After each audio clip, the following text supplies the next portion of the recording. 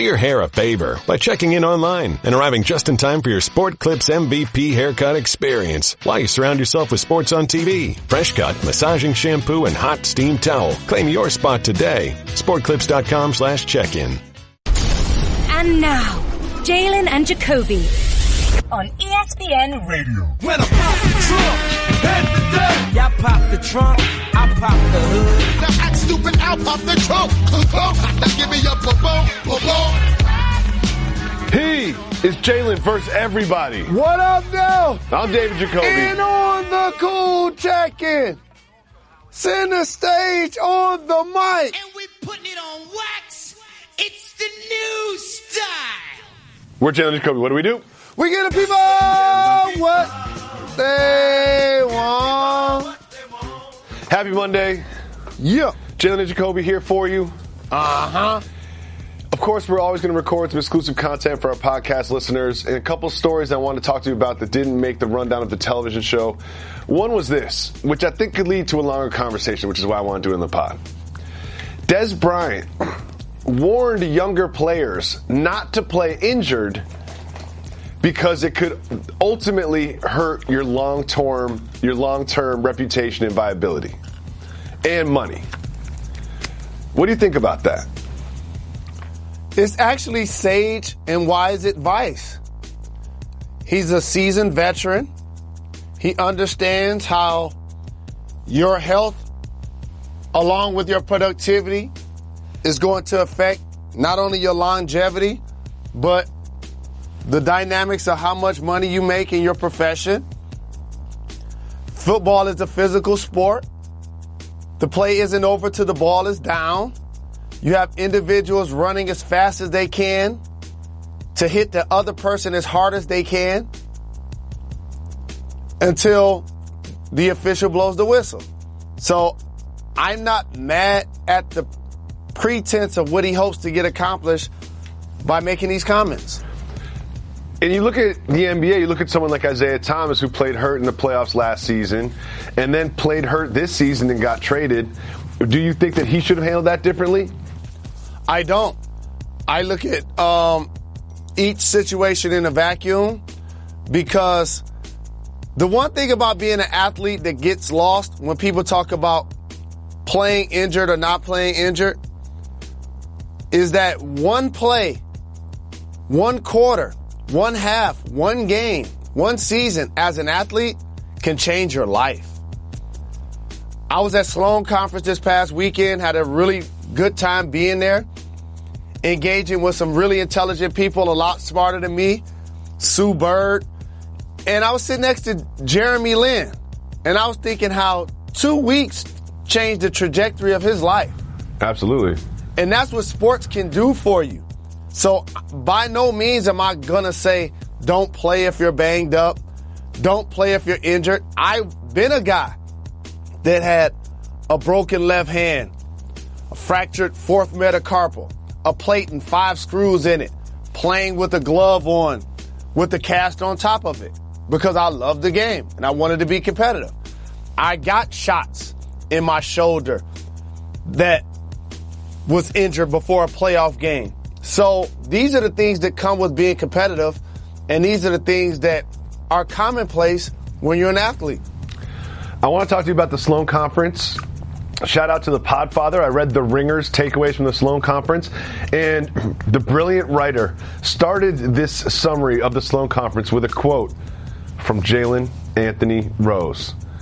He said that analytics are a great tool, but they are not the toolbox. Which I've heard you say before, but sounds really smart when people write it down. Did he quote me, or did he just jack it? No, he quoted you. He quoted you. Oh, that's love. Number one. How about this? His name escapes me right now, but he also works for the Ringer, and uniquely, I was sitting next to him on a panel, and we were talking about how to behave via social media, the pitfalls, the pros and cons of its use for athletes. And his comments were really stern. His comments were really direct. His comments were more strict. And I felt the need to not only give him dap, but also give him a hug. Nice. I look at my mentions a few hours later. A couple of people tagged us on tweets. I looked down to try to look at his page. I had him blocked.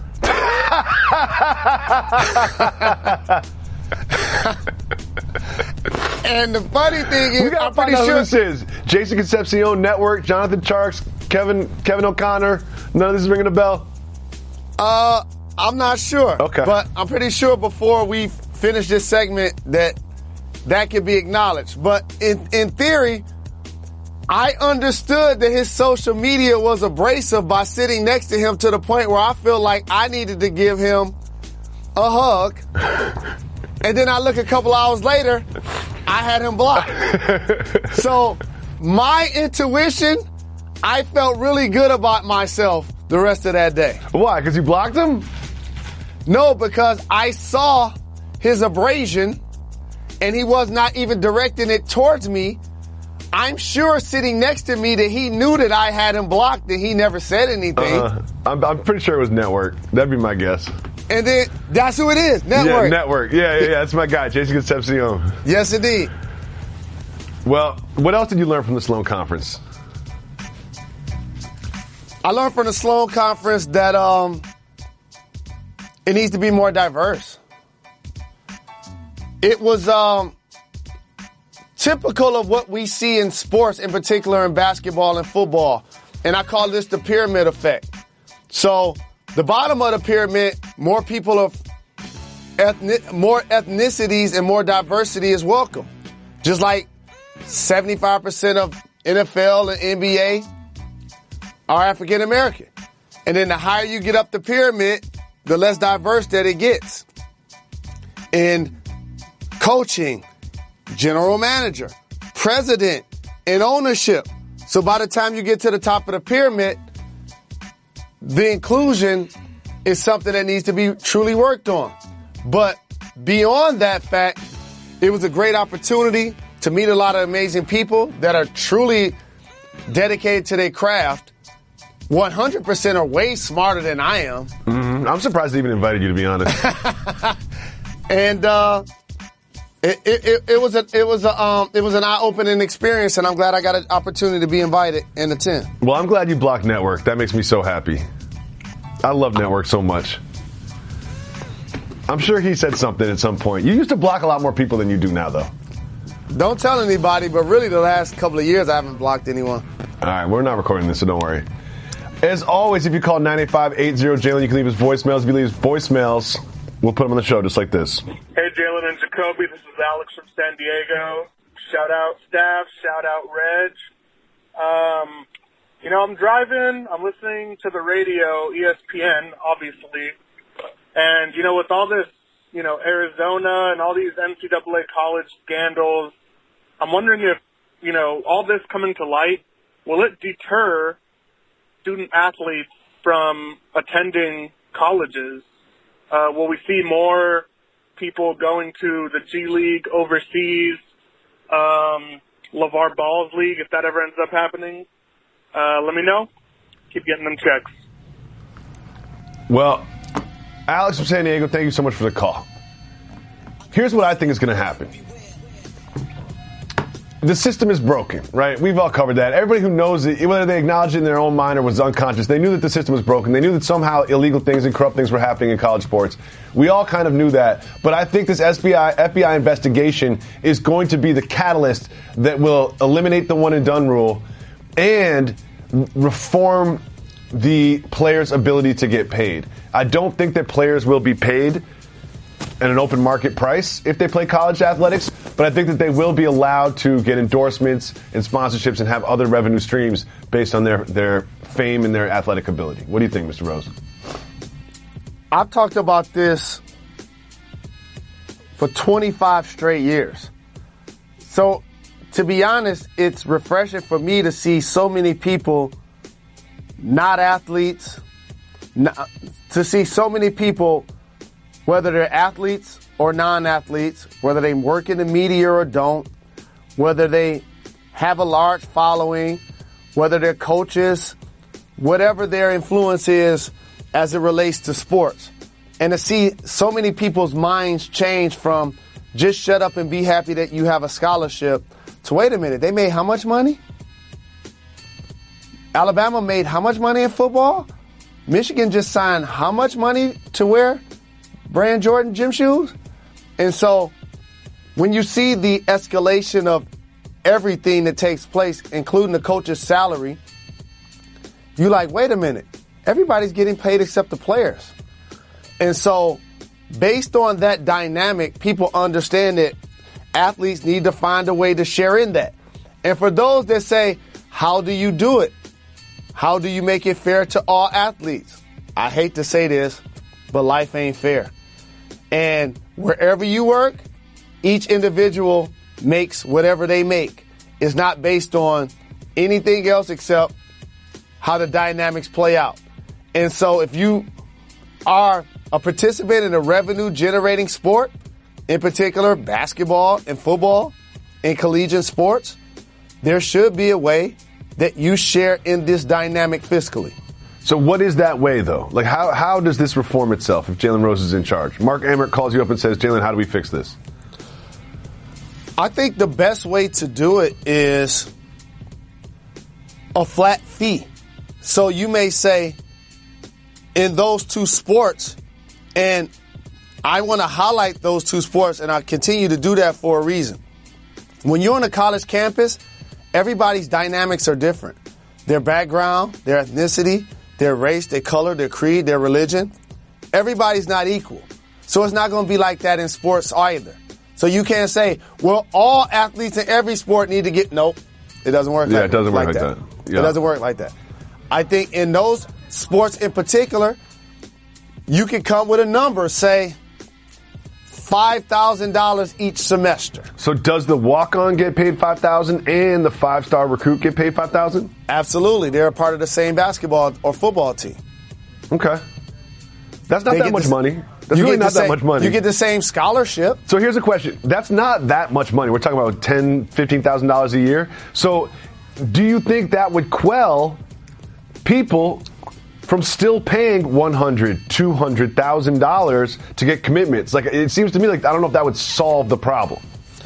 First off, if they paid $100,000 to get 8 to go to Arizona, that's a discount. Yeah, I mean that's just bad negotiation. First off, he should have been adding another zero to that number. At least.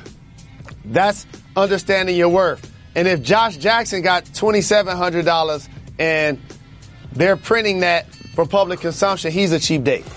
Well, that's just what they caught him doing. You know what I mean? Well, that's the $2,700 is what they found, but they don't know if that was everything. There's so many different revenue streams that it's easy to allow the players to participate. Like, it's not that difficult. It really isn't. That's fair. Thank you so much for the call, Alex. As always, we're taking your phone calls, 98580 Jalen. If you call and leave a message, we'll put them on the show just like this. Jalen. Me, baby, it's Grits. It's your boy. Look, man, Jacoby. I'm on your Twitter page. I'm looking at your bio. It says you drive a minivan. What's up with that? I thought you was out the game. Holla at me. I love that caller. Why do you love that caller, Mr. Rose?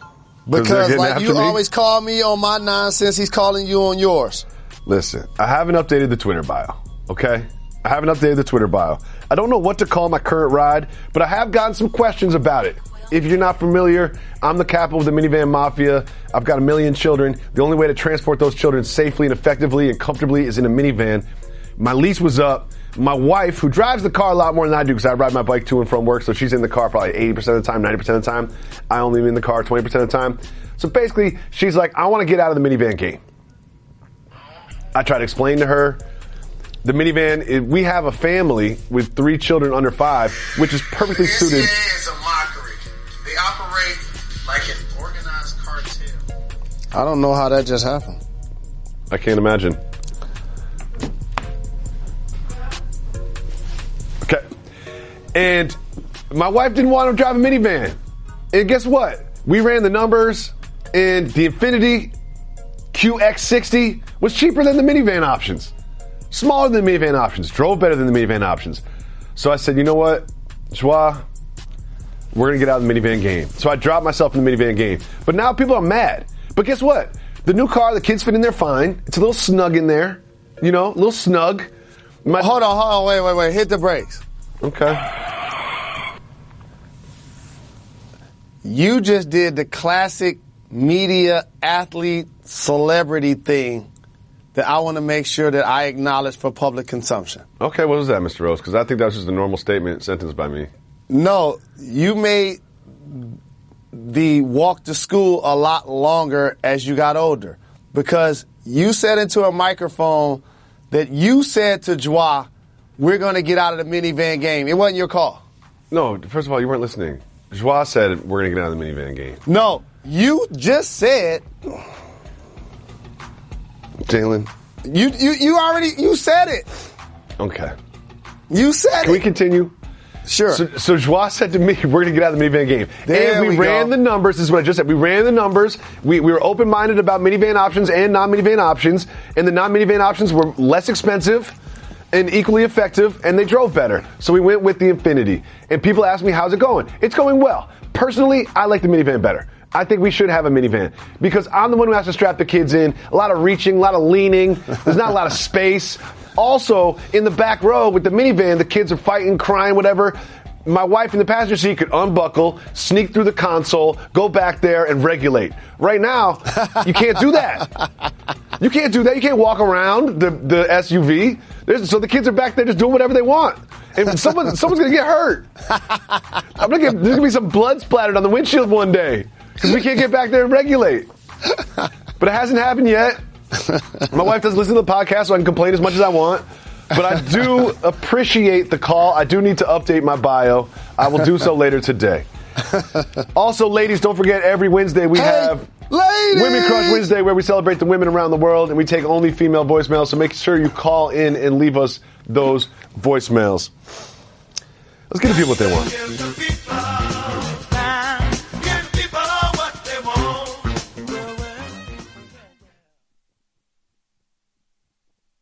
I just saved hundreds of dollars by switching to Geico. I feel like I'm on top of the world. Disclaimer, you will not be transported to the top of the world. In the unlikely event you find yourself at the Arctic Circle, seek shelter from the elements immediately to avoid frostbite and or hypothermia. Geico will not be responsible if you find yourself in a cave or crevasse with a lonely abominable snowman, who in all likelihood will force you to play games including but not limited to Go Fish, charades, Chinese checkers, or his personal favorite, Red Rover, send Yeti on over. Geico is not liable for any damages, either physical or emotional. Geico. 15 minutes could save you 15% or more.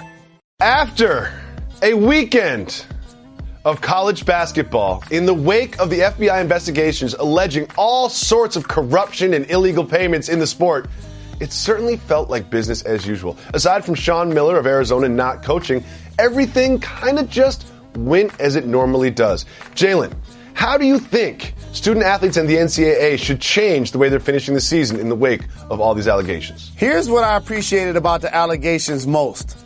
The NCAA realized that they were some of the top programs in the country, and before you know it, players got cleared. Like, you guys ain't gonna mess with our bottom line. You're not gonna affect the PR that goes into the NCAA tournament. Y'all will not mess with our money. If we have to go back and vacate some wins later, then we'll worry about it then. But right now, you guys ain't getting in our pockets. Hindsight is always 20/20. And there was a time when I was in college, John Thompson, a leader of men who just so happened to be a terrific basketball coach, was boycotting, in theory, the inequality that he felt took place from the Prop 48 system. So much so, at the beginning of basketball games, before the tip, he would walk off as his frame of reference to boycott. Okay. We caught wind of that at the University of Michigan. I felt like it was a noble thing. Had that protest continued, you never know. Maybe we would have participated in it. As I look at that as a backdrop, I wish NCAA players understood the power that they now have. In a climate of so many things that are changing, so many discussions that have now come to the forefront that have been closeted for so very long, for a multitude of reasons, I wish NCAA players would exercise that power by boycotting the NCAA tournament. So you are Imagine suggesting they boycott the tournament. Imagine this. No different from what I said with the NFL players when they were doing their protests at the beginning of the year. Imagine if they would have showed up on a Sunday and decided not to play. The exact same thing with the NCAA tournament. How many people pay attention to collegiate basketball in March? Millions. How many people in office pools and casual basketball fans or people that have never watched basketball at all are filling out NCAA brackets? Tons. Why are they filling out those brackets? Because it's fun. It's because it's kind of like a cultural phenomenon that everyone picks up and is interested in college basketball for a few weeks. Fun? Interested? They doing it to bet.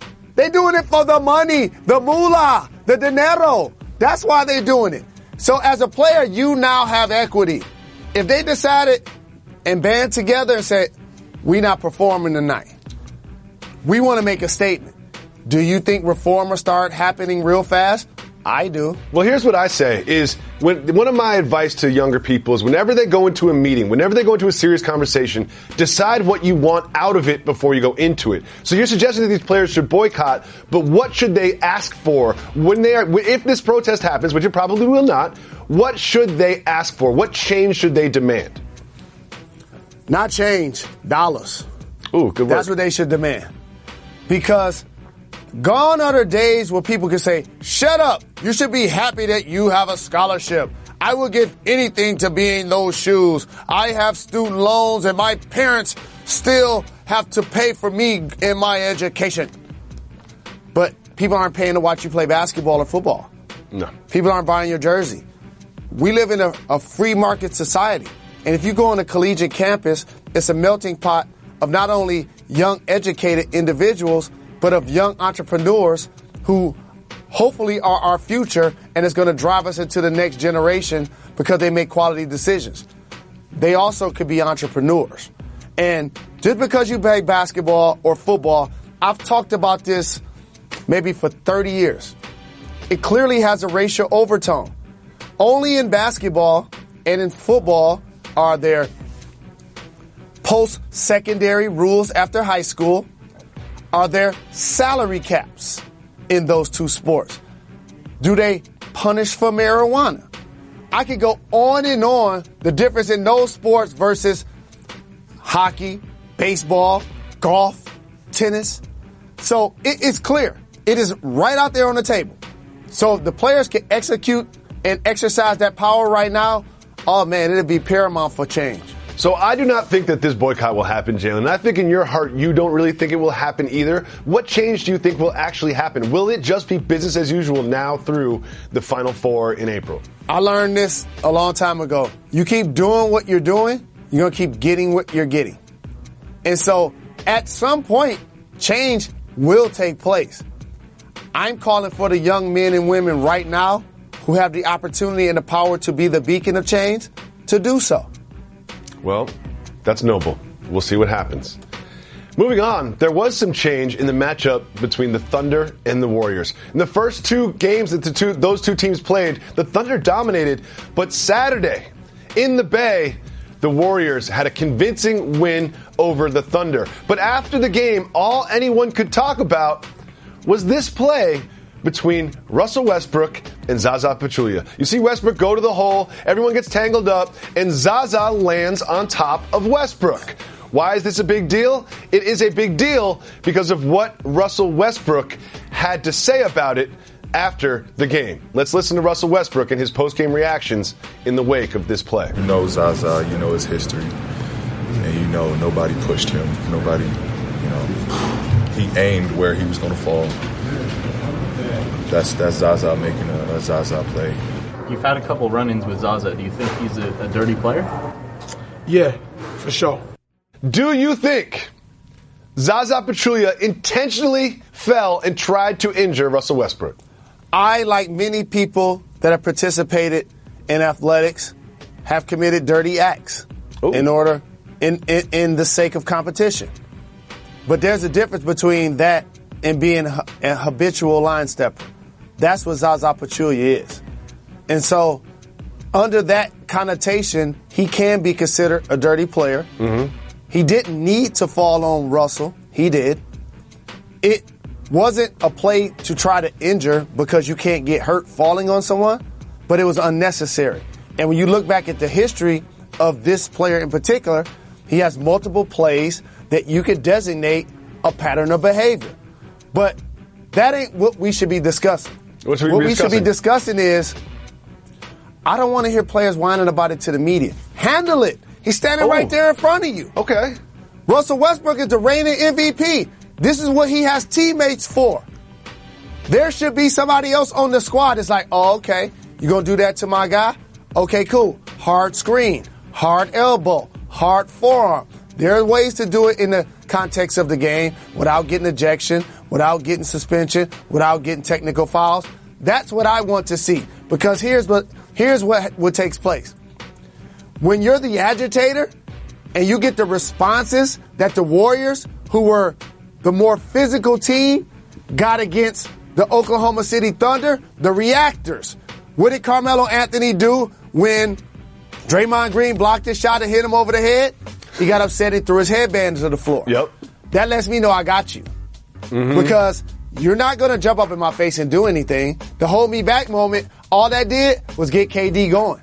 And before you know it, he got 20 points and they beating you by 30.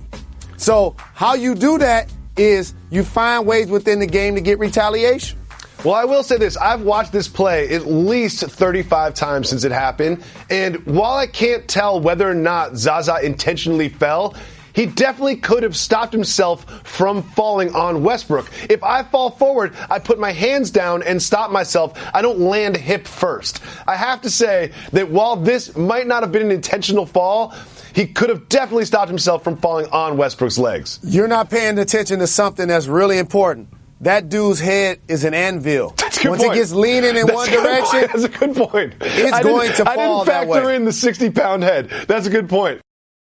Jalen Rose, it's time for Keep It Moving. Not everything in the world of sports and pop culture is worth discussing. So when I name a topic, Jalen, you'll either keep it moving or we'll hit the brakes and discuss it. First, Jimmy Butler had a meniscus injury and had surgery to repair it. Keep it moving or hit the brakes. Wishing for a speedy recovery. I'm putting on wax that he will play again this season. Good. Keep it moving. Got it. We be moving, you know, we keep it moving. Joel Embiid has a very interesting pregame routine. Keep it moving or hit the brakes. Pregame routine, Joel Embiid, hit the brakes. Before the Sixers took on the Wizards on ESPN, Joel Embiid is seen here getting a foot rub while eating a burger 90 minutes before the game. A cheeseburger 90 minutes before the game, Jalen Rose. Isn't that odd? It's not odd. It's just something that you normally don't see from the modern day athlete, where everyone is so very health conscious, and in particular before a high level NBA competitive basketball game, you normally don't see that visual. But once the game started, they kind of did get thumped. They were down double figures the entire game, but he played well, and he's always going to be a subject and a topic of conversation. Every single person watching this was like, I definitely, before I die, on my bucket list is get a foot rub while I eat a burger. I cannot wait to do that. Next, Reese Witherspoon stopped by her star on the Walk of Fame to give it a little touch-up. Keep it moving or hit the brakes. I would do the exact same thing. Keep it moving. We be moving, you know, we keep it moving. Stan Van Gundy says the one-and-done rule in college and professional basketball is racist. Keep it moving or hit the brakes. How many years have I been saying this? 6. Hit the brakes. Jalen, do you think the one-and-done rule has racial undertones? Absolutely. No question about it. And the thing about it is this. Look at the sports that are affected by this rule. We only talk about salary caps and restrictions after high school with basketball players and football players. Not in hockey, not in tennis, not in golf. And so what sports do the majority happen to be African American? Basketball and football, sir. Next, rapper Black Youngsta is having a very interesting contest around the release of his new album. Keep it moving or hit the brakes. Black Youngsta. I want to hear this. Hit the brakes. Well, the contest winner will receive butt injections from Dr. Miami from Black Youngsta. Jalen, do you think I should enter the contest? I don't think you should enter the contest. Okay. I am not here to disparage people who find ways and reasons to get cosmetic surgery. But that's one that always has me shaking my head because do you realize how many times a day you actually sit down? That definitely is going to need a lot of maintenance as you get older.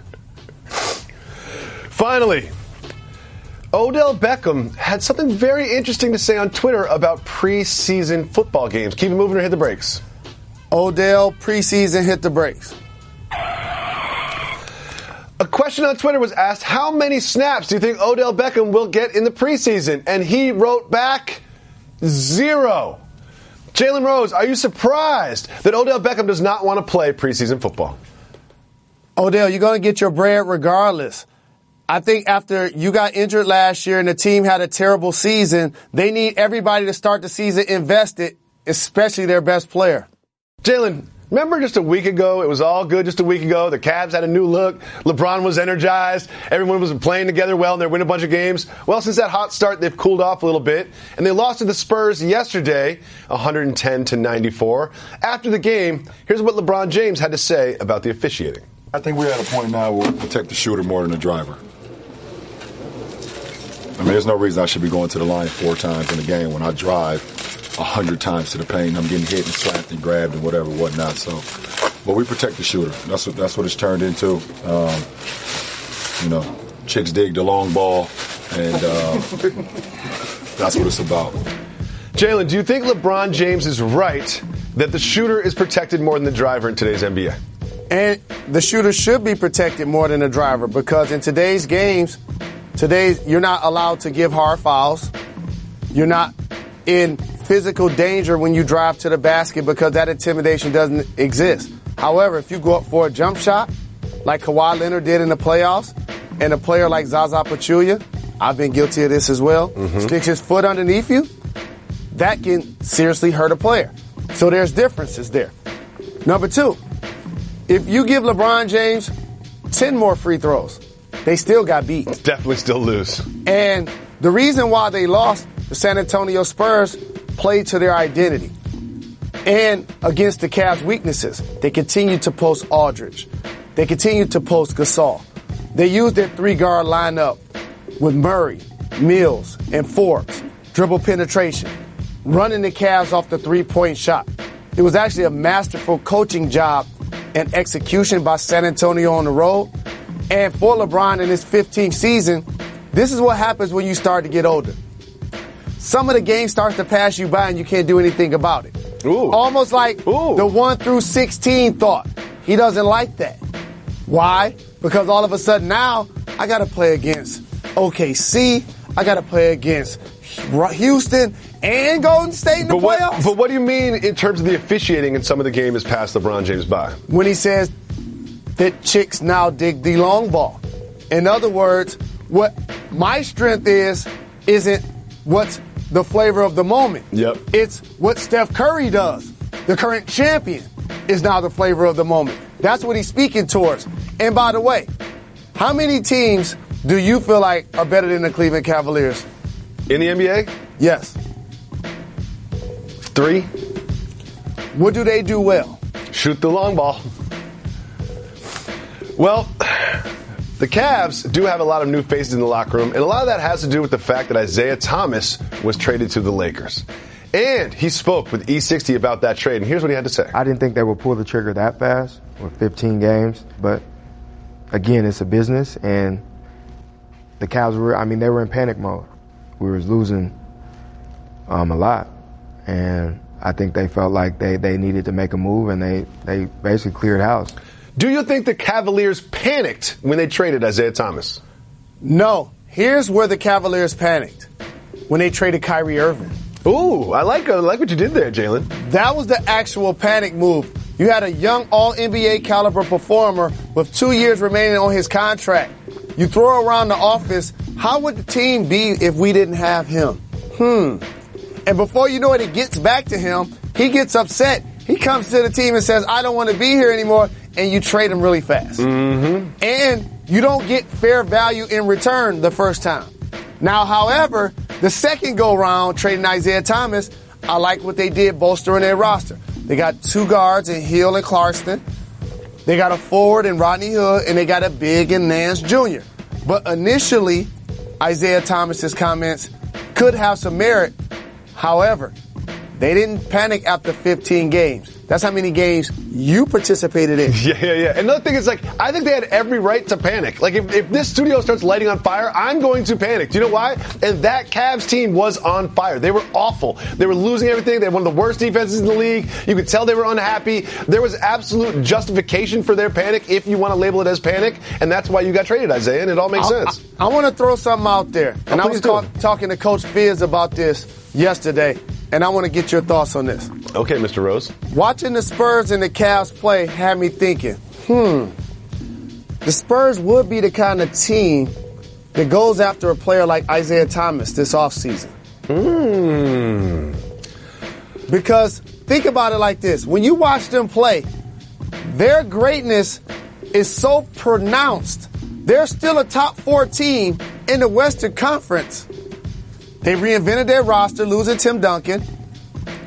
Tony Parker's been an afterthought. Manu Ginobili didn't play, and Kawhi Leonard's only played again 9 games this year, and they still beat the Cavs, though they were without Kevin Love. Well, I like what you did there because the Spurs get accused, wrongfully or rightfully, as being a system team, much like the Celtics are now a system team. And Isaiah Thomas thrived in the Celtics system, and maybe that sort of structure could be helpful for him to bring the most out of him because we haven't seen the best Isaiah Thomas for health reasons or for chemistry reasons in Cleveland and so far in Los Angeles. I would love to see that. I'm glad you floated that out there, Jalen. It's got me thinking. Finally, a team that no one's really talking about.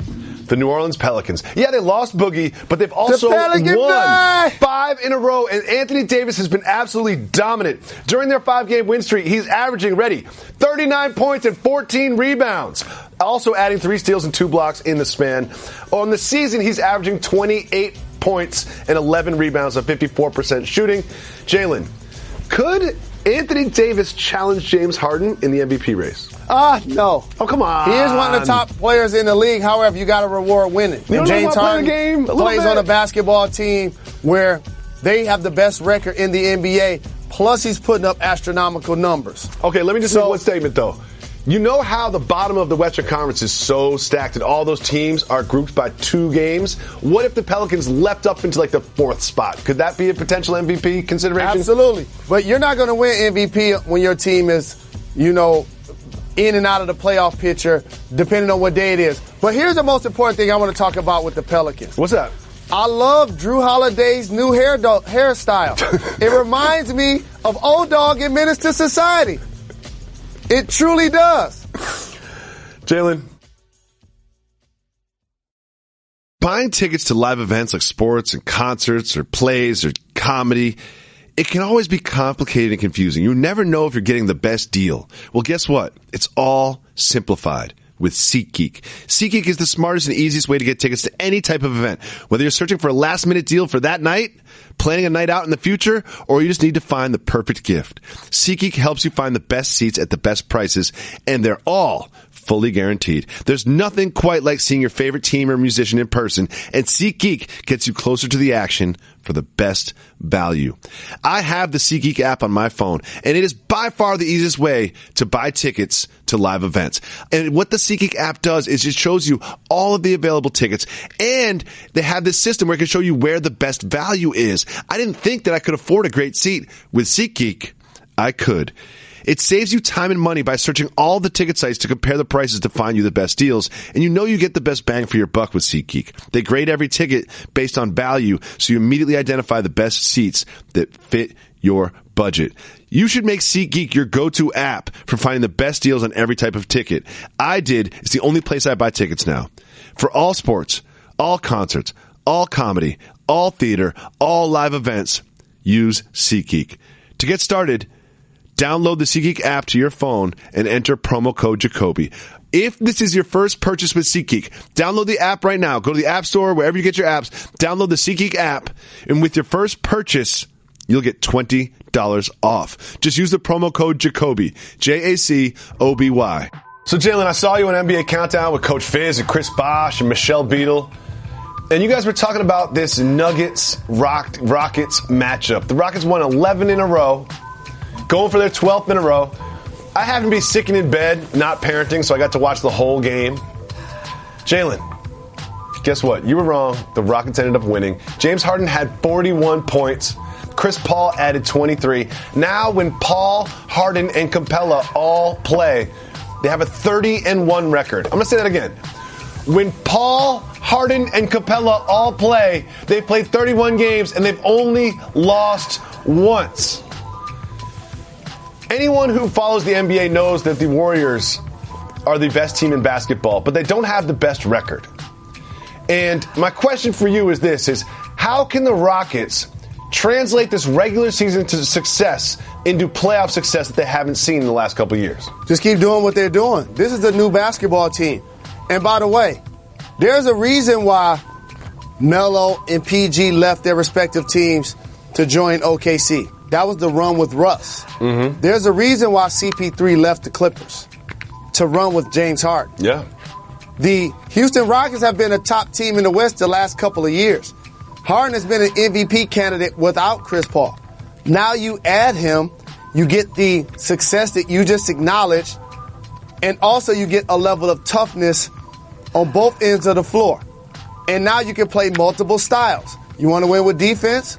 CP3, Trevor Ariza, Capella, Bamute, Tucker.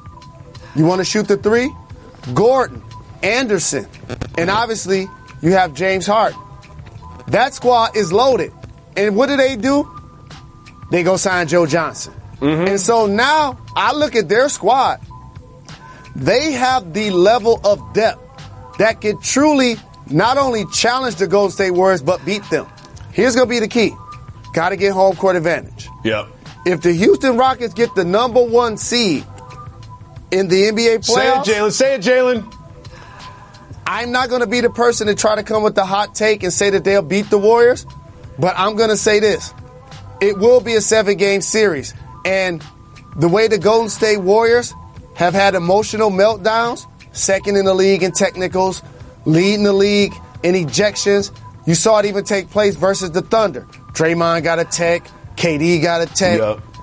These are the type of things in a close basketball game that can put the Houston Rockets in position to actually advance.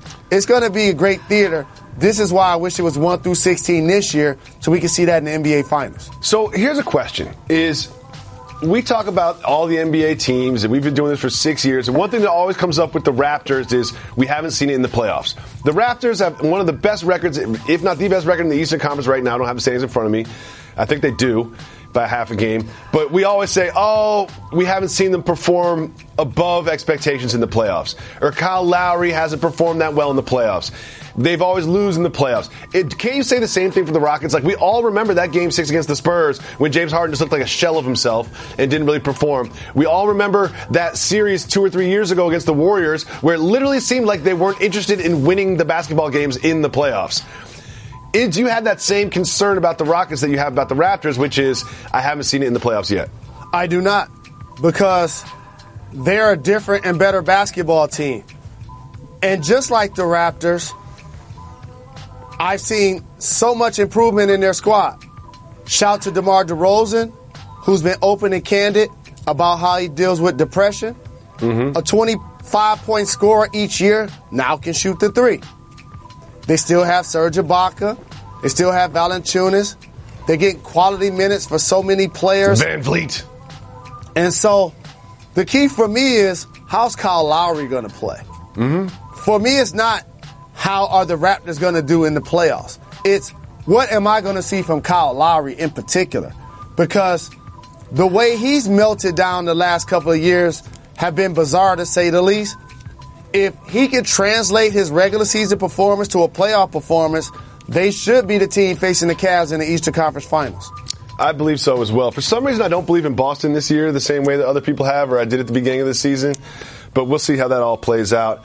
Quick question for you about the MVP. I tried to convince you earlier that perhaps Anthony Davis could be an MVP candidate, but we all kind of know it looks like it's James Harden at this point, and I would, I'd be shocked if anybody else won the award. It would have to be something tragic would happen with James Harden. Could he be the second unanimous MVP in the history of the NBA? It won't be a unanimous MVP ever again. Really? The media is going to make sure that doesn't happen. Why is that? Because there's so many people that have votes that also have agendas. So therefore, they're going to find a way to make sure that doesn't take place in the history of the NBA ever again. Well, we put out on Twitter some questions about television shows, and we got some interesting responses, Jalen Rose. First of all, a lot of people want to know, have you seen Black Panther yet? I have not. What is happening? Why? Because I'm a black guy, I need to rush to the movies and see Black Panther? I didn't say that. I just said what is happening. Why are you so surprised I ain't seen it yet? It seems like, I don't know, every single person on the planet has seen it and celebrated it and loves it. A lot of people have seen it multiple times. I'm going to go check it out this week, no doubt. Okay, look forward to that. Next question is from associate producer Big Crown. Are bathrobes cultural? I do not think bathrobes are cultural. I also don't think they're gender specific. I'm going to throw this out there. I don't like bathrobes. The only time I ever wear a bathrobe is in a hotel when they provide one, but I don't find it comfortable. I would much rather be in like some sweatpants and a t-shirt than a bathrobe. I don't really understand the function of a bathrobe. When you sit down, it's all big. You have to tie it. It's just like, I'm not a big bathrobe fan. Are you a bathrobe guy? Do you own a bathrobe? I own a bathrobe, and I wear it frequently, in particular when I'm getting in or out of the shower. So I think it has. Are you a daily bathrobe guy? Not daily, but pretty often. Really? How many bathrobes do you have? I have, currently have 2. Great. Didn't know that about you. Well, we asked about television shows, and we got a lot of recommendations for The Chi on Showtime. I haven't seen this. Are you watching that? I actually have recorded it, have not watched it. I was going to binge watch that this week. Another one, this comes from state football. Is Atlanta the best show on TV right now? I absolutely love Atlanta. Season 2 I'm very excited about. I wouldn't call it the best show on TV while Vanderpump Rules still exists, but you know. Have you seen Atlanta? Did you watch Atlanta last year? I have not seen that either. What about Power? Have you seen Power? Of course I have. You know that. No question. This is about Game of Thrones, but I have to answer it. This is from Lobster Statue. Will the Night King be the last one standing on the Game of Thrones? Here's my theory. I put this on Whack before. The last image you will see in the Game of Thrones franchise is the Night King on the Iron Throne. That is the last image that you will see in the Game of Thrones franchise. Don't at me. Don't forget, if you call 985-80-JALEN, you can leave us a voicemail. If you leave us a voicemail, we'll put it on the show just like this. Hey, Jalen and Jacoby. Shout out to Reg. This is Steph in Brooklyn. Not only do you give the people what they want, but you bring people together. And here is a crazy story about that. I was bartending here in Brooklyn last week, and I meet a new customer. We hit it off right away. He tells me about Fergie singing the national anthem. I tell him about Jerry Stackhouse singing the anthem at a Mets game 5 years ago. He's impressed that I know a lot about basketball, and I profess my love of the Jalen and Jacoby podcast. So he's like, hit the brakes. I was only going to have one drink, but now that I know you love Pop the Trunk as much as I do, I'm going to have to stick around. Turns out we have a lot in common. He's from the south side of Chicago, so is my family. I grew up in Green Bay. He spent middle school in Green Bay. By the end of the night, he very politely asks me out, and I say yes. So he gives me his information, and when I look at his last name, I'm like, oh my God, you were named after your father. Our dads were very close in Green Bay. His dad died 20 years ago when he was 12, and my dad died last year. I had never met Larry Jr. growing up, but I had met his dad and was able to tell him stories about him, and he was able to tell me stories about my dad. So thank you, Jalen and Jacoby, for inspiring Larry to stick around and have another drink and helping to facilitate an unbelievable connection. Love you guys. Thanks for all the respect you show women, and shout out to all the great dads out there. Steph and Larry, new power couple. I need Steph and Larry to win. And Steph and Larry, I will officiate your wedding. You got to give it like 4 or 5 years to make sure you guys are good, though. But here's my question for Steph, and please call back and let us know. How much did he tip? How much did he tip? Because if I'm trying to get with a lady, and again, it's been 15 years since I was in this position, I'm definitely over-tipping. I'm definitely over-tipping. Definitely over-tipping. I wonder where in Brooklyn the bar is, Steph. I want to know. I have a lot of follow-up questions. But Steph and Larry, shout out to you guys. Do you think that was Larry Nance Jr. she was talking about? I don't think so, but however, I'm definitely rooting for them in a prosperous and happy future. I appreciate the level of personal encounter that she brought us behind the curtain. So many times that you want advice from a friend or a family member, but you truly can't get real advice because they don't tell you the entire story or they don't tell you the truth. So you're really only giving them partial advice whether you realize it or not. I am so refreshed that she told us the entire story. Yes. And I like this. I like this a lot because here's the thing. If you're going to try to ask a bartender out, you know that you're like the fourth person to do it that day. You know what I mean? Like, they are professional. They're professional people that deal with drunk idiots all the time that try to you know, get their number or take them out or whatever. So something magical needs to happen just like that. The love of the Jalen Jacoby podcast bringing people together. I love Steph and Larry. Steph, call back and let us know how the date went. Call back and let us know how much you tipped. We got to make sure we send Steph a T-shirt at least. We got a T-shirt for you, Steph. First of all, I'm excited that we're back. Monday always feels good. Every single day we'll give you a new dope pod to step to. Tomorrow, Tuesday, ladies, don't forget to call 985-80-JALEN and leave us voicemails. I think I'm going to make a statement. Jalen, you know how you say things on wax just to kind of like put them on wax to make it happen for real? Like when you said you were going to give away hoodies to everybody, even though like that's really expensive and annoying. We're going to do Woman Crush Wednesday on the television show this week. We're going to have voicemails on the show, tweets on the show. So, ladies, up your game, 985-80-JALEN. Leave us voicemails, and we'll put them on the show on Wednesday. I still don't like the term crush, but that's just me. We'll be back tomorrow because... We're not done.